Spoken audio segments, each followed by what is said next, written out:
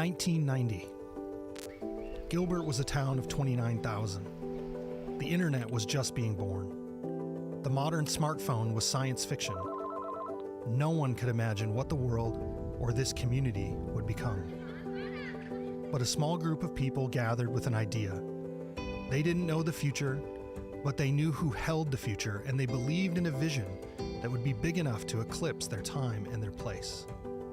To be an influence beyond the generation and beyond the campus. And they were.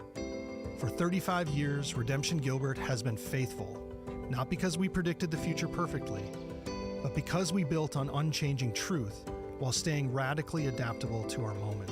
And this has always been a desire of mine, that our past would be a solid foundation, but never an anchor.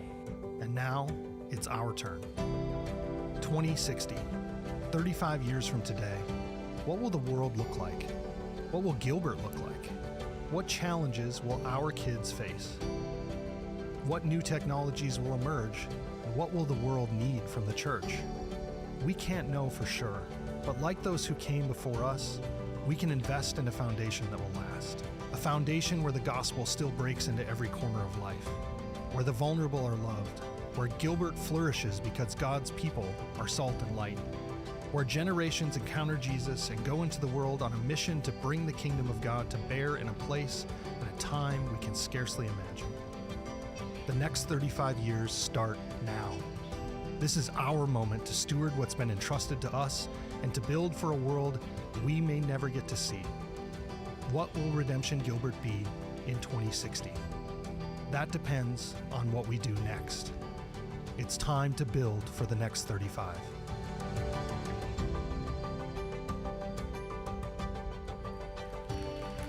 Good morning. Welcome. Hey, my name is Jeremy. I'm the lead pastor here at Redemption Gilbert. We're excited that you're here with us today. We have a lot of fun ahead of us on this Thanksgiving weekend. I do have a confession before we move forward. I'm feeling a little bloated today. I don't think it's just me.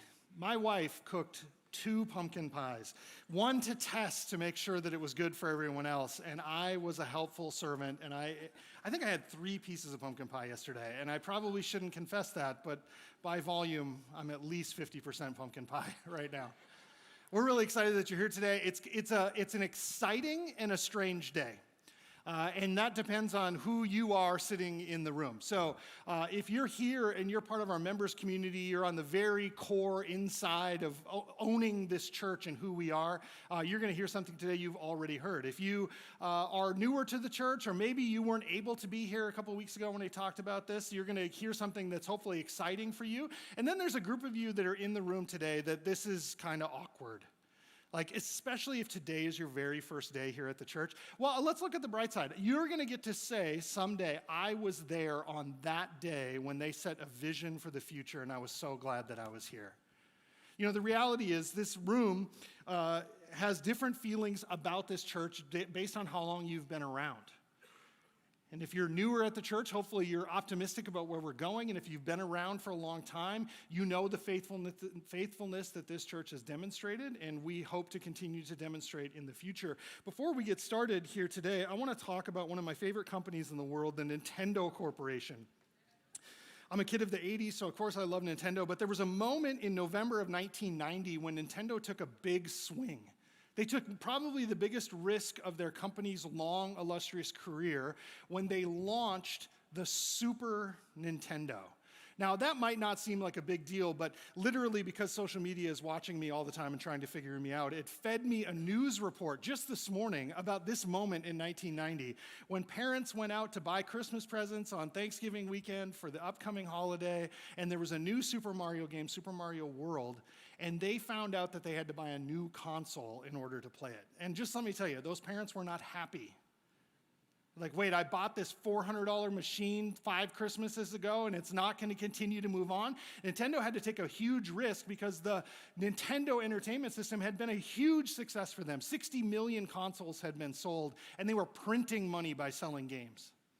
But the competition was catching up, and they knew they had to innovate in order to stay ahead of the curve, and so they launched a brand new console, and everyone said they were crazy to break the money-making machine that they had.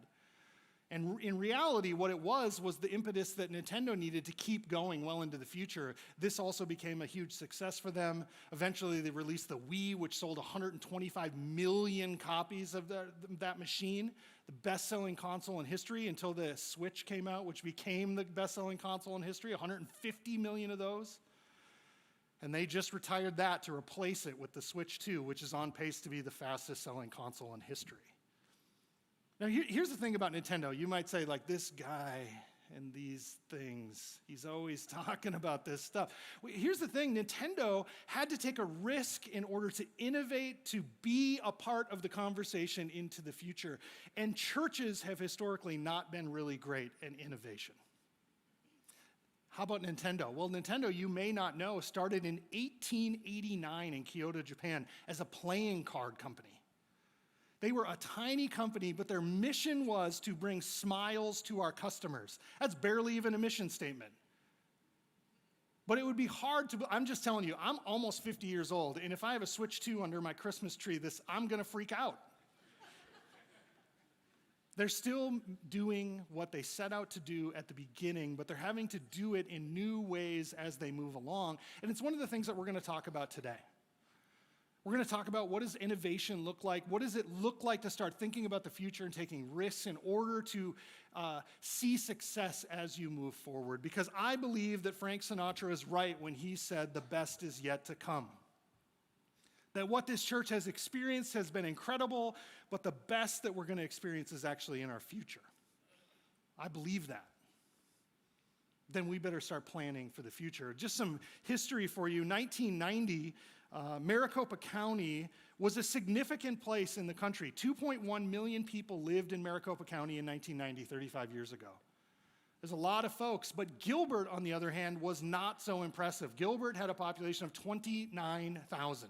It almost seems impossible to believe. But Gilbert, in 1990, was not a cool place. It was not a place anyone was trying to get to. No real estate agent was going to tell you need to move to the hot and up-and-coming hay capital of the world, Gilbert, Arizona. Nobody was. Very few people lived here. And most of these people were legacy folks who had grown up around farms in this area. Just in case you need to be further depressed, this is what the economics of 1990 looked like. Gas, milk, and a loaf of bread all cost about $1. And a house was $79,000. Those days are long, long gone. Times have changed. Also, 1990, this is a significant moment in a 7th grade classroom in a small town of Manville, North Dakota. There's my class. In case you're looking, there we are. That's me. I've never made that cool of a smirk again in my life, but I was really nailing it on picture day in 7th grade, and there's my lovely wife, Rachel, who was in the class with me. Here's the thing. I like to think about the fact that when they were talking about starting to plant this church, there could have been no way that they could have seen 35 years from now that this dorky kid would be helping lead it here. And, that's, okay, it's a picture of me and my wife. It's cute. I like to think that there's a 1st grader somewhere out there right now that none of us know, that in 35 years will be the lead pastor of this church. Maybe not the next one or even the next one, but the next lead pastor is in some elementary school classroom right now, waiting to faithfully care for a church in the future. Here's the thing, 35 years from next November, we will celebrate our 35th anniversary. That was not right. Next November, we will celebrate our 35th anniversary. Let me try that again. That's exactly right. Next November, November of 1991, this church will celebrate its 35th anniversary. Now, you might say, aren't you a little ahead of the game? Shouldn't we be celebrating next year? We will celebrate next year, but there's something significant that I think our anniversary represents to us that I want to use to our advantage, and it's influenced by one of my favorite movies, Interstellar. I know it's like holiday movie time. You're supposed to be watching Home Alone and Elf and whatever. But, if somebody asks for a suggestion, throw on Interstellar. It's great. In particular, there's a moment where our crew, our heroes, are in trouble. They're in the depths of space.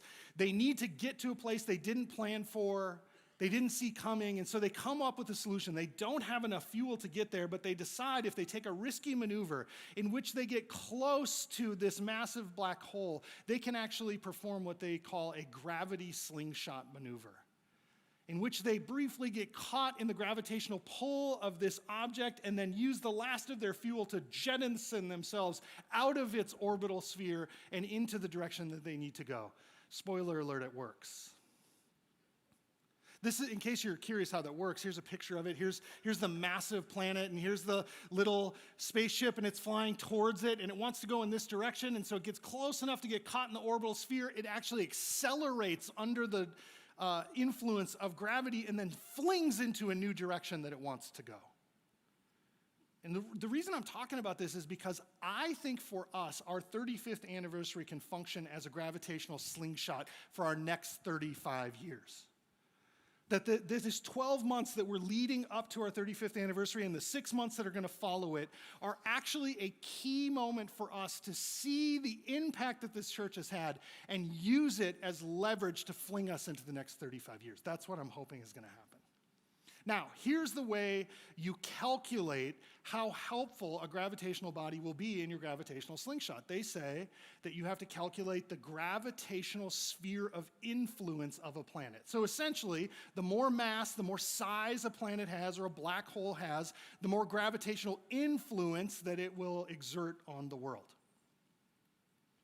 Now, here's the problem. We're not a planet. We don't exert gravity. But I do think one of the things that we have to think about is how do you measure the gravitational sphere of influence of a church? What kind of impact has this church had? And how do you measure it? I'm not exactly sure, but I do think that if you measure generosity, you're actually getting close to the thing that really matters. How generous has a church been? The problem with that measure is that there are many ways to measure generosity. The first one is the most obvious. It's financial generosity. Have we been financially generous? Yes.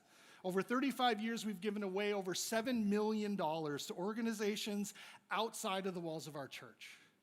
We believe that one of the greatest strengths a church has is if it does not have its eyes just fixed on itself, but is looking outside of its walls in order to bring the influence of the gospel to people who are not them. Our founding pastor was famous for saying many things, but one of the things he said is that we desire to be an influence beyond this campus and beyond this generation.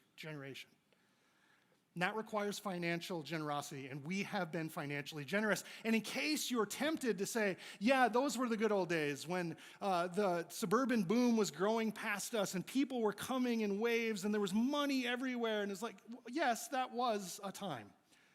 But also in the last 5 years, we've given away $2 million. We have been a fabulously generous church. You have been a fabulously generous people. Maybe you say money isn't everything. I would agree. Have we been generous in leadership? Over the 35 years that this church has existed, we have planted 14 churches. All of them still operating. Our newest one just planted this last fall in Tallahassee, Florida, our second outside of Arizona that we planted. Our desire to be an influence beyond our campus means a willingness to invest money and leadership in places where the gospel will take root that we will never see the fruit of, but it's worth it because it's kingdom work. We've been fabulously generous in leadership. In fact, we've sent some of our best leaders over the years to go plant other churches. That's how y'all got stuck with me. I stuck around. Maybe you say, actually, it's influence that matters more than leadership or money. Have we used our influence to start influential things in the world? Yes, we've done many, and there's a huge list. All of these categories had massive lists that our teams put together, and I'm trying to edit it down to be helpful. We've started leadership structures that have influenced in the state of Arizona and around the world, things like the Surge Network and Surge School and AZ 127 and the Missional Training Center, which is a seminary that we helped found. All in effort to say the leadership that we've been gifted, we need to steward and invest in others and give it away as we go. You have been part of a church that's been fabulously generous in its influence. Maybe you think that generosity should be measured globally. we've been impacting places all over the globe. In 35 years, we've had work in places like Morocco, Nigeria, Spain, Italy, Mexico, Ethiopia, Brazil, Hungary, Chile. I like to say that, it makes me sound official. Chile, Central African Republic, Haiti, and the Dominican Republic. Those are just a few of the places. Just in the past year, we've helped found 24 Bible clubs across sub-Saharan Africa in conjunction with our friends who help run Awana. Our desire is to be an influence not just in our church, not just in our community, not just in our state or our country, but around the world. And we have evidence that we've done it. You might say, yeah, it's great to help out folks in Chile, but what about people that live right down the street from us? And I would say, well, we've had local influence and generosity too. This is just stuff we've done in the last 6 months. We've helped support events and brought in collections for our local Title I schools. Willis Junior High right down the street, Pomeroy Elementary right across the way. We helped the town of Gilbert start its Heat Relief Respite Center network as the founding church that took on a month in the summer where we host every single day a place for the homeless and people struggling with poverty to come and be cool and resourced in the front of our campus. In August of this year, we hosted an event in conjunction with an organization called Keys to Change, the town of Gilbert, the city of Mesa, and the city of Chandler, in which this room was cleared and filled with nonprofits and state agencies that are designed to help people escape the trap of poverty and experiencing homelessness. And then we hosted people to come in, and we thought it was going to be great. We're going to get 50 people that need help. We had nearly 300 people come through this place needing help, our neighbors in our community. Now, here's the deal. I get to an end of a list like that, and you might go, that's enough patting yourself on the back. I mean, seriously, we're just going to sit here and tell all these stories about how great we are, and I get it. You know, one of the things that you could make as an accusation fairly against us is that if we're bad at anything, communication might be one of those things. We've not always been great at telling these stories. In fact, you know, I went back to try to find audio clips of Tom, our founding pastor, to use in that video that opened today. You know how hard it is to find specific phrases out of 18 years of sermons that a guy gave? Really hard. AI is pretty good at it, actually. Turns out you can learn some new things and find it. But in the sermon that those clips came from, which was 2012, Tom said those two things that are clipped, and he also said this: people say to us all the time that we're bad at communication, and they're right. And I thought, oh, at least he understands me. We are not always great at this stuff. And there's two reasons. There's always something happening, so you're moving on to the next thing. And the second thing is, there's this weird feeling of like patting yourself on the back, that it feels like we're tooting our own horn when we talk about the things we've done in the past. But I want you to hear it, because this church has had an incredible impact in the world over 35 years, and we're not done yet. We spent a bunch of time in Luke over the last 12 weeks. In fact, we're taking a short pause before we go to our Advent series, which will be Luke chapters 1 and 2 that are going to get us up to Christmas. It's in Luke chapter 16 where Jesus is teaching a group of people, and he says this: whoever can be trusted with very little can also be trusted with very much. If you've not been trustworthy in handling worldly wealth, who will trust you with true riches? And if you haven't been trustworthy with someone else's property, who's going to give you property of your own? Now, you might be sitting in the room right now and going, oh, I see where we're going here. This is a fundraising thing, and now he's telling me that the Bible says I need to be good with my money. I get it. Hey, listen, if that's what the Lord's putting on your heart, own it.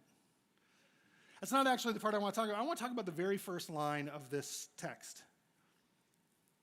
Jesus says, whoever can be trusted with very little can also be trusted with very much. And I think there can be a tendency when you've been a church for 35 years, especially if you've been an influential, a successful, a generous church, a place that has started initiatives, seen things grow, and planted churches, sent leaders, that you can say, yes, at the beginning in 1990 and 1991, when they were planting the church, they were faithful with little and God entrusted them with much. I actually want to propose to you that potentially the 35 years we've experienced up till now is the very little that Jesus has entrusted us with. And I think we've been faithful, not perfectly, but I think we've been faithful, and if that's true, are you ready for him to trust us with much? Because I think there's more coming for us. This is something we say all the time. We say all of life is all for Jesus. It's a great slogan. There's a big foam letters on the wall in the lobby that say all of life is all for Jesus. It looks really great on a t-shirt. I've never met a single person who doesn't come to our church and hear that and go, man, that's really good. I like that. The issue with the statement is that it needs to be filled in because everybody goes, I know what it means, all of life. You mean all of the real me, the part that's inside. You mean all of my heart. You mean all of my mind. And I want to say, no, I mean all of your life is all for Jesus. Where you work, where you sleep, how you raise your family, how good of a neighbor you are, where you eat, where you have a cup of coffee with someone, where you celebrate, where you weep, where you get married, where you bury people, all of life is all for Jesus, and the church is here to help disciple people to see all of their life as belonging to the Lord of all creation. How does this property play a part in it? I want to talk about today. 1990 is way in the past. 2025, Maricopa County has grown to 4.6 million people. It says 2x. It's probably closer to 2.3, something like that. It's grown substantially. It went from a big county to a much bigger county. But Gilbert, on the other hand, exploded. Over those same 35 years, we've grown from 29,000 to 285,000, 10x growth. And now, I'm going to ask, just for helpfulness sake, if you're in the room and you've moved to Gilbert within the last 2 years, would you raise your hand for me just so we can get a sense? There was more people at the first service. How about 5 years? If you've been to Gilbert in the last 5 years. There you go. Okay, perfect.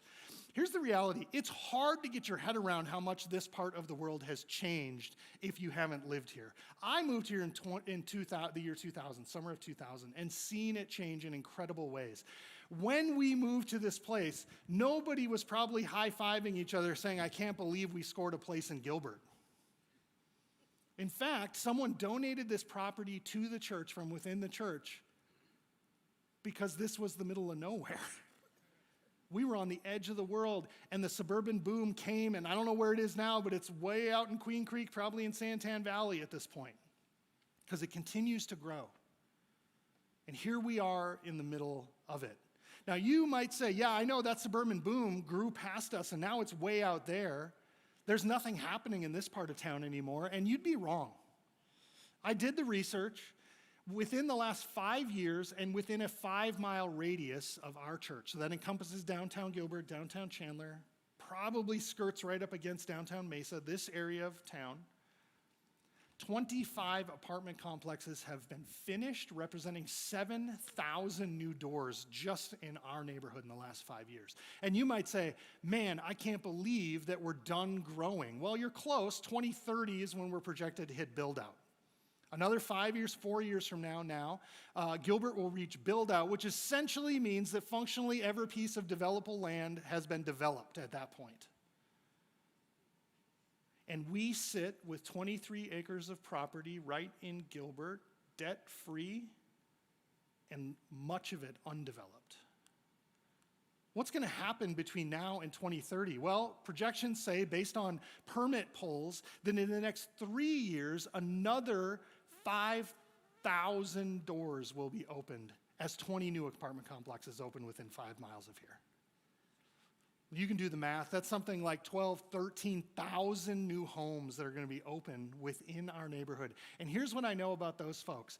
They're moving to a part of the city that's being developed for business, for innovation. Places like Northrop Grumman is right across the street. Here's what else I know. None of them have a backyard. There's something that you may have experienced as a blessing. Downtown Gilbert is an incredible part of our valley. It wasn't always that way. In 1990, that was an ugly part of the world. In fact, the town of Gilbert looked at it and said in 1991, we need to start what they called the Heritage District Redevelopment Plan, which was an attempt to say that this eyesore, this old blighted part of town, needs to become the centerpiece of what we're doing, and they started investment and drawing people in. Now it is the jewel of the East Valley. Some of the best restaurants in the East Valley are right there. If you have somebody that comes into town and they say, take us somewhere great, you should take them down there on a busy night because it's an impressive place to be. But it wasn't always that way, because in 1991, they started the process. Every 10 years, roughly, they've reevaluated it, which got us to the downtown Gilbert we see today, where we have amazing restaurants like Liberty Market. Something happened last summer that is significant to us. The town of Gilbert said, we need to take that success and do it again. And they rolled out in the summer of 2024 what they call the Northwest Gilbert Revitalization Plan. Just so you know, if you're not great at geography, Northwest Gilbert is where you are right now. This is Northwest Gilbert.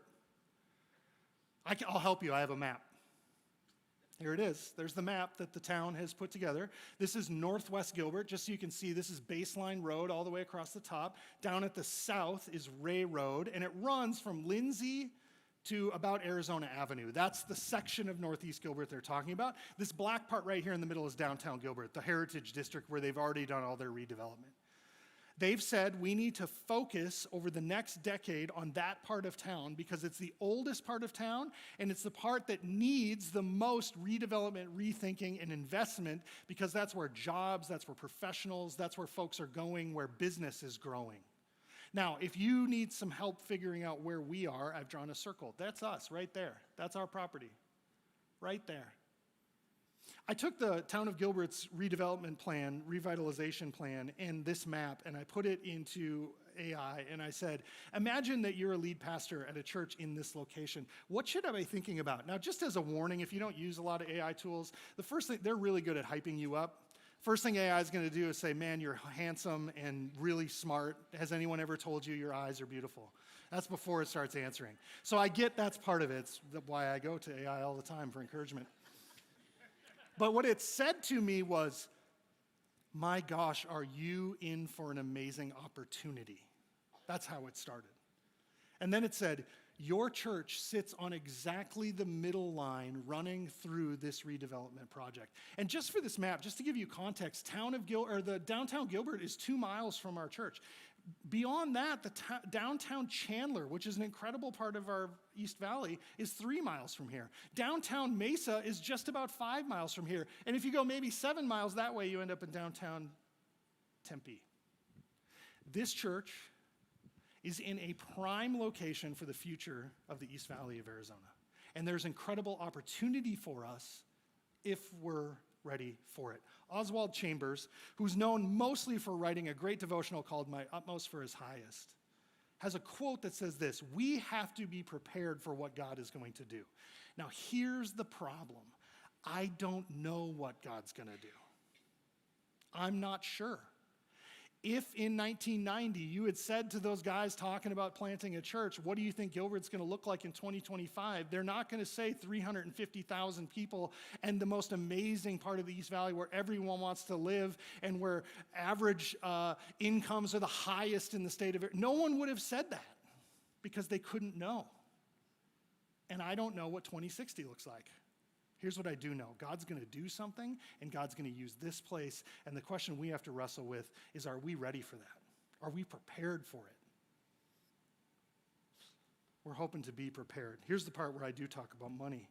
We're launching today, and actually we launched it with our leadership community about a week and a half ago, what we're calling the NEXT35 Campaign. An idea that over the next 18 months, from November of 2025 through April of 2027, we are going to prepare ourselves by building on a $1.5 million capital campaign to get ready for what's coming in the future. I'm going to break down what these things look like. There's 3 major pillars to the campaign. It's a $1.5 million ask. That's $500,000 per pillar, and I'm going to walk you through what those things look like. The first one is the most foundational. It's groundwork. I'm going to read. We have a nice fancy brochure we'll hand you when you leave today. I didn't want to give it to you when you came in because you would have had all the surprises spoiled, but you'll get it when you leave. And this is some of the text from it. The groundwork, it says this: this campus has been the soil from which kingdom work has grown, and faithful stewardship means maintaining what's been entrusted to us. We're replacing aging HVAC systems, resurfacing parking lots, refinishing roofs, and addressing the wear that comes with decades of ministry use. Ground isn't glamorous, but nothing flourishes without it. This is the harsh reality. 23 acres, debt-free, is an amazing gift. My boys love whenever HGTV is giving away a dream home. I don't know if you guys, is it just my house that has HGTV on all the time? When they're giving away the dream house, the boys will always say to me, especially when they were younger, Dad, wouldn't it be cool if you won the dream house? And I was like, absolutely. I'd put it on the market tomorrow. I'd sell it. They were like, you'd sell it? I was like, yeah, I can't afford the upkeep on that house. Here's the deal. We have a debt-free property, this amazing campus. It costs a lot to keep it up. If you've been around for just a few months, you know that when it was hot, our AC unit started flaking out. If you walk outside right now, there's a big trailer parked out there because we're renting a cooler while the AC tower is being delivered. It's on the way. Here, I'd love to ask what you think it costs, but I'll just tell you, it's a $250,000 AC repair. I was mad when I had to replace my AC at home. I stopped complaining now. And this is the deal. This church has been financially responsible and operated in a conservative manner for its entire existence. We have money in the bank to pay for this. It's already ordered. It's on the way because we have to have it. It's probably not news to you to know we're never doing ministry in Arizona without an air conditioner. That's just the way it goes. But if we pay for this in cash out of our reserves, we're pretty low on reserves, and so we need your help to get us an air conditioner, to help refinish parking lots. When you put in parking lots, when you build a campus, the thing you never think about is someday, dream it with me, everyone, we'll be able to put more asphalt on top of that asphalt, and it's really going to be expensive. Nobody wants to do it, but it has to happen. And the reality is we've started leasing to Great Hearts Christian Academy this year. Hundreds of families are coming onto campus every day. And if our plans come to fruition as we move forward, we're going to have more and more people coming here, and the parking lots have to be refinished. The last one is roofing repairs. If you want a real-time demonstration, when you leave today, go through these doors and just look up at the ceiling when you walk through the lobby. And you will say two things. Wow, I never noticed that. That's real bad. Here's the thing. This building has been in operation since 2004. The other buildings on property have been in operation since 1997. We need to do some work on the roofing. That's $500,000 of just like upkeep to get the house ready so that we can operate. They tell me, you know how salesmen are, as I'm selling you, that this AC will last 20 to 25 years. It gives us a lot of runway for ministry, and that's what we're looking to do. But this stuff's not very exciting. Let me get to the exciting stuff. I'm going to talk about our space. Here's what the text says about that. Our campus is a front porch that extends into Gilbert, a place where neighbors are welcomed, community gathers, and the church becomes visible and accessible. We're creating a shaded outdoor patio for conversation, an outdoor wedding venue for celebration, and lighting on our lawn to host sports leagues where friendships form over soccer games, laughter, and recreation. Space is how we practice faithful presence. We have an amazing opportunity. Every one of those apartment complexes that has went up, every family that lives in neighborhoods in the area is looking for a place where they can call home. I'd love it to be our church. I also understand that oftentimes getting people to come to your church involves an introduction over time, and that's what our property is. It's our front door. It's our porch extended into the community, and this stuff is going to help us do that better. The first one is the guys put together this amazing drone shot, so I'm going to let it just sit up there because you guys can go, wow, that does look cool. You're right. That's the space between the worship center, which you're sitting in now, and the commons, which is just across the way. And you can see these grass areas that are between us are the place that we're talking about transforming. And what we want to do is to turn the grass that's right outside the doors into a hardscaped, shaded, lit, sound-filled space. So that on Sunday when you leave, you and your family can hang out. And during the week when we're doing events, there's a place for you. But more than that, we want to hit every one of these apartment complexes and say, if you need a community space to hang out, if you want a place where you can come, we've got amazing coffee, we've got an amazing patio, come experience our community. But that's not going to be super cheap. It's a $250,000 project. Do you want to see exactly where it's going to be? This is an aerial shot of the grass that's right out here. Just for fun, I also included my blanket. That's where I take naps up on the roof down there. This is the area that we're going to turn into shaded patio space so that grass will be turned into a patio, which will interface with things that we're doing in the future. The other thing is the Commons lawn lighting. One of the best benefits that we have on this campus is grass that's out there. There's not a single person that I talk to who doesn't come to the church for the first time, whether they're in the church world or not, and we're showing them around, and they don't walk into the Commons and look through the glass and go, oh my gosh, look at all that. Having a lawn like that is a ridiculous blessing. Here's the problem with the lawn. When the weather's nice, like say November 30th, and you'd like to do a lovely evening event with your youth, the sun goes down at 5:10 p.m. It's pitch black. The weather's nice, but it's pitch black. You can't be out there. When the light is nice till 8:30, 9 o'clock at night, it's 112 and no one wants to be out there. So our greatest asset can't be used in the evenings when the weather's nice and you want to use it. There's an easy solution to this. It's called lighting. And so we intend to light the field for two reasons. Number one, it's a place that our church uses over and over again and should be used more and can be now. And here's the second thing. We want every one of those families who has little kids who want to get on a soccer team and they want to play. We would love to be a place where people's first introduction to our community is coming here with their 4 or 5-year-olds to play soccer on our fields on a Saturday morning so we can introduce them to our community. We think this is going to help us do that. The last piece of this plan is a wedding venue project. We want to connect to that patio a wedding venue, a permanently installed garden patio out here to host weddings. And here's the major reason why. Number one, we now have pastors who are getting to the age where their kids are getting married. In fact, Brian Berger's daughter just got married 2 weeks ago, 3 weeks ago. It was a lovely wedding out here. But there was a lot of work to set it up, to tear it down, to get it ready, and it would have been amazing to just have a spot. Here's the other thing we've discovered. It's real expensive to host a wedding. Research tells us that the average Gilbert wedding venue budget is $10,000 to $15,000. I want to just say this again. That's not the average cost of the wedding. That's the budgeted portion just to get the venue for the wedding. $10,000 to $15,000. There's another thing that we've discovered. There's a lot of competition for those venues, particularly if you want to get married in a nice time of the year. We want to build a wedding venue out here that will do two things. Number one, for the people who are part of our community, who are going to be marrying their kids, we want a place where you can have a beautiful wedding that's more affordable than that. And this can be a benefit to those who exist as part of the community. But let's also be honest. There's a lot of people in our community who are looking for a place to get married, and this is a beautiful place to get married.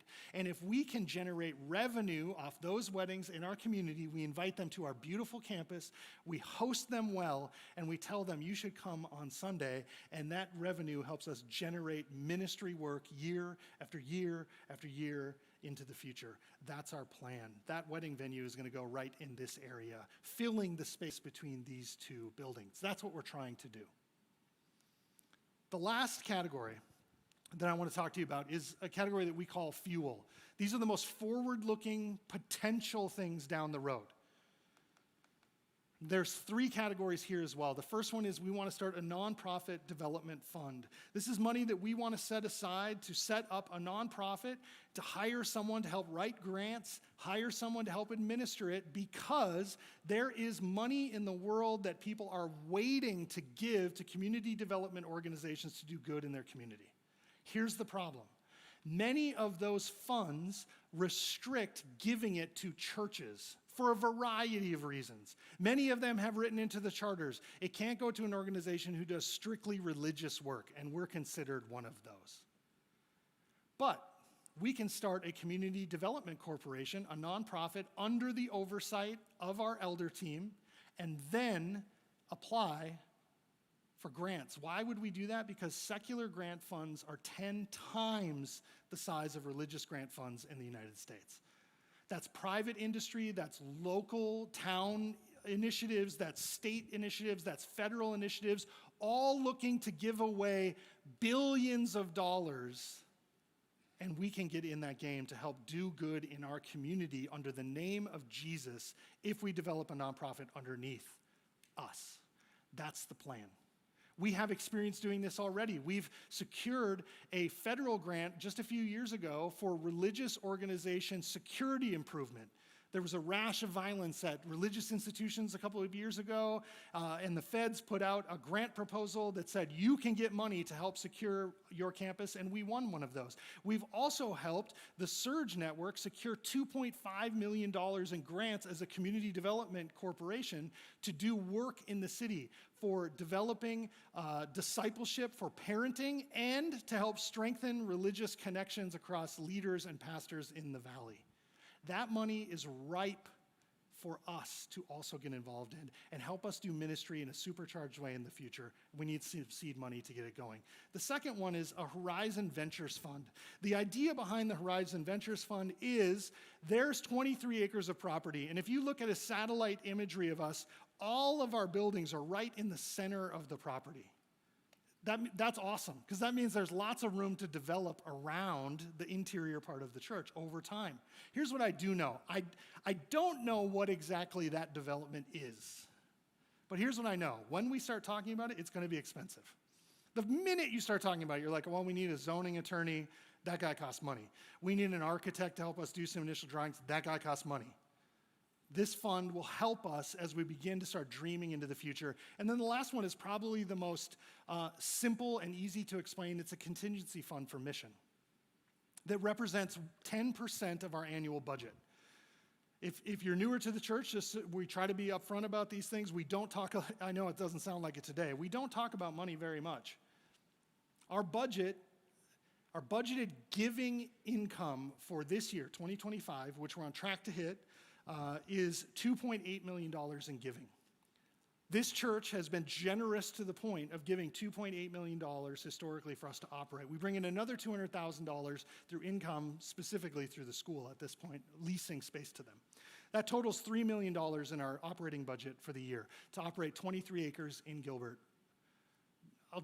You probably know this, but the electric bill and the water bill is real expensive in a place like this. Mission Contingency Fund says, let's set aside 10% for two things. When something else breaks, we want to be able to fix it. And the second thing, and maybe the most important, is when an opportunity comes our way that we need to jump on or would like to take advantage of, having this money set aside for that moment, we don't know what it is or when it's coming or where it's coming from, but to have money to respond is the answer. Those three pillars add up to $1.5 million. We presented this to our leadership team on Tuesday, a week and a half ago, 12 days ago. This room was filled with folks that are members in the community or significant givers in the community. They were all invited. There was 222 people that RSVP'd for that night here in this room. And the reason I tell you that is because some of you were on that invite list and for whatever reason couldn't make it that night. I understand. I'm glad you were able to hear it. Some of you haven't taken that step in being a significant financial contributor or a member of the church. I'd love to invite you to participate with us. Some of you might be brand new, and the question you might be asking is, that's a good pitch. Does anyone who's in the inside and knows anything believe it? Yes. The first 12 days, we've received 49 pledges. I made this slide this morning before church started. It's actually 50. I got one during the first service. Totaling $600,000 that have already been pledged. 40% of our ask has been pledged in the first 12 days, but we're not getting to 1.5 unless more of you respond and participate with us. And this is the invitation. I want you to be able to be a part of a mission that's going to outlast you. Let's be honest. 2060, when we were hosting the event before we got started a week and a half ago, Brian Berger says to me, 82, huh? And I was like, what does that mean? He said, we're going to be 82 in 2060. I was like, I'm probably going to be dead in 2060. I don't know what your plans are. And we just need to be, there's some young folks that are around here that are going to be around and maybe inheriting the church at that point, but for many of us, we're not going to be here. And that doesn't actually inhibit the desire and the need for you to participate in a mission that's going to outlast you. In fact, it should supercharge your desire to be a part of the kingdom of God that's going to bear faithfulness and fruit well into the future, well past your own investment. Yes, I'm thinking about how do we hand the church off well to the next generation.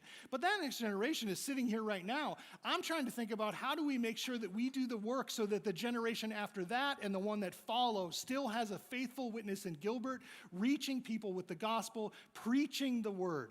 That's what we need to be thinking about today. And I was talking to someone in the church who's young and with it like me, and they said, there's been a lot of good that's been done over the years. And I said, yes, but the reality is for many of us, we've been living in our parents' basement this whole time. I'll say that of me. I showed up here at 22 years old in the year 2000. I came on staff as a part-time IT support guy, helping people fix their mouse and their printer when I was 27 years old in 2005. And the fact that I've been able to help lead this church today is unfathomable to me. And I want to be part of the solution that someday some guy that I don't know is standing here and talking about that dead guy who saw a vision in 2025 to continue to invest and help the church to do it, and I want to invite you to participate. So what's going to happen is when you leave today, they're going to give you a brochure. It's got links on it and stuff you can look at, which is great. If you're on our email list, you're going to get email stuff this week, which is really good, including the pledge form that you can go to and say, here's what I intend to do, which is really incredible. And then you're going to hear us talk about this over the next 18 months on and off. But can I be honest with you 1 second before we finish? I'd really love to be done talking about this by the end of the year. That'd be really cool if we got to January and you're like, you know what? We wrapped up that project. Everyone was incredibly generous, just like we knew they were going to be. We're done. That'd be great. But that's only going to happen if you participate. Would you pray that God would be with us as we move forward into the future? Let's pray. God, we thank you so much for the faithfulness of this church over so many years. God, we have benefited from work and financial investment and prayer that we did not participate in, and yet here it is. We are given now stewardship and ownership over it. God, I pray that you move in our midst, so that you convince us that the good that you're going to do here is going to involve us, and so we can invest. God, we thank you for your faithfulness. We pray this in Jesus' name. Amen.